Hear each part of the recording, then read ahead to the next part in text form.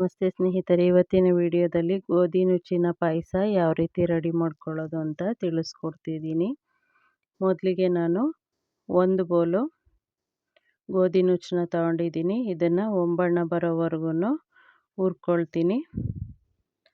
ಹುರ್ಕೊಂಡು ಇದನ್ನು ನೀರಲ್ಲಿ ಒಂದೆರಡು ಸರಿ ತೊಳೆದು ನೀರನ್ನ ಚೆಲ್ಕೊಂಡು ಅದಕ್ಕೇ ಒಂದು ಬೌಲ್ಗೆ ಹಾಕ್ಕೊಂಡು ಒಂದು 4 ಗಂಟೆ ಟೈಮು ಇದನ್ನು ನೆನೆಸ್ಕೊಳ್ತೀನಿ.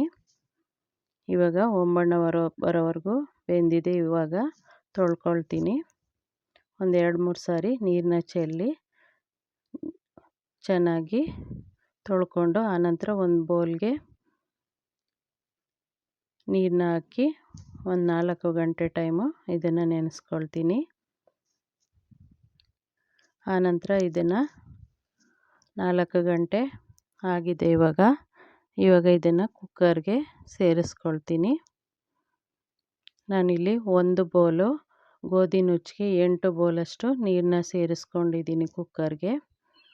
ಇವಾಗ ನೆನೆಸಿದ್ದಂತಹ ಗೋಧಿ ನುಚ್ಚನ್ನ ಸೇರಿಸಿ ಒಂದು 3 ವಿಸಿಲು ಕೂಗಿಸ್ಕೊಳ್ತೀನಿ. ಹಾಗೆ ಇನ್ನೊಂದು ಪ್ಯಾನಲ್ಲಿ ಒಂದು ದಪ್ಪ ಅಚ್ಚು ಬೆಲ್ಲನ ತೊಗೊಂಡಿದ್ದೀನಿ. ಅದನ್ನು ಕರಗೋದಕ್ಕೆ ಇಟ್ಟಿದ್ದೀನಿ. ಇವಾಗ ಕುಕ್ಕರ್ ಕ್ಯಾಪ್ನ ಓಪನ್ ಮಾಡ್ತಿದ್ದೀನಿ. 3 ವಿಸಿಲು ಕೂಗಿ ಇಷ್ಟು ಚೆನ್ನಾಗಿ ಬೆಂದಿದೆ. ನಾನು ಬೆಲ್ಲನ ಇಟ್ಟಿರೋದು ಅದು ಕರಗೋದಕ್ಕೆ ಮಾತ್ರ, ಅಂದರೆ ಅದನ್ನು ಸ್ವಲ್ಪ ಕಸ ಕಡ್ಡಿ ಇರುತ್ತೆ ಅಂತ ಸೋಸ್ಕೊಳ್ಳೋದಕ್ಕೋಸ್ಕರ ಅದನ್ನು ಇವಾಗ ಈ ಕುಕ್ಕರ್ಗೆ ಸೋಸ್ಕೊಳ್ತಿದ್ದೀನಿ.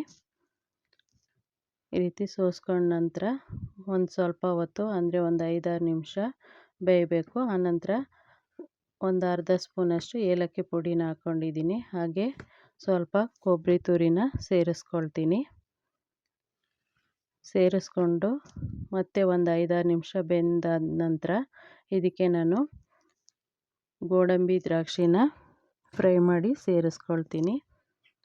ಹಾಗೆ ಬಾದಾಮಿನ ಸ್ವಲ್ಪ ತೊಗೊಂಡಿದ್ದೀನಿ.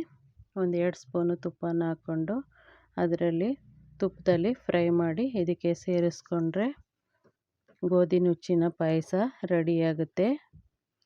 ಇದನ್ನು ನಾನು ದೇವರ ನೈವೇದ್ಯಕ್ಕೆ ಮಾಡ್ಕೊಂಡಿದ್ದೀನಿ. ಹಾಗೆಯೇ ಆರೋಗ್ಯಕ್ಕೂ ತುಂಬ ಒಳ್ಳೆಯದಾದಂಥದ್ದು. ಒಂದು ಸಾರಿ ನಾನು ಹೇಳ್ಕೊಟ್ಟಿರೋ ವಿಧಾನದಲ್ಲಿ ಟ್ರೈ ಮಾಡಿ ಹೇಗೆ ಬಂತು ಅಂತ ತಿಳಿಸಿ. ಮೊದಲನೇ ಬಾರಿಗೆ ನಮ್ಮ ವಾಹಿನಿನ ನೋಡ್ತಾ ಇದ್ದರೆ ಪ್ಲೀಸ್ ಸಬ್ಸ್ಕ್ರೈಬ್ ಮಾಡಿಕೊಂಡು ನೋಡಿ. ಈ ವಿಡಿಯೋನ ನಿಮ್ಮ ಸ್ನೇಹಿತರಿಗೂ ಶೇರ್ ಮಾಡಿ. ಧನ್ಯವಾದಗಳು ಸ್ನೇಹಿತರೆ.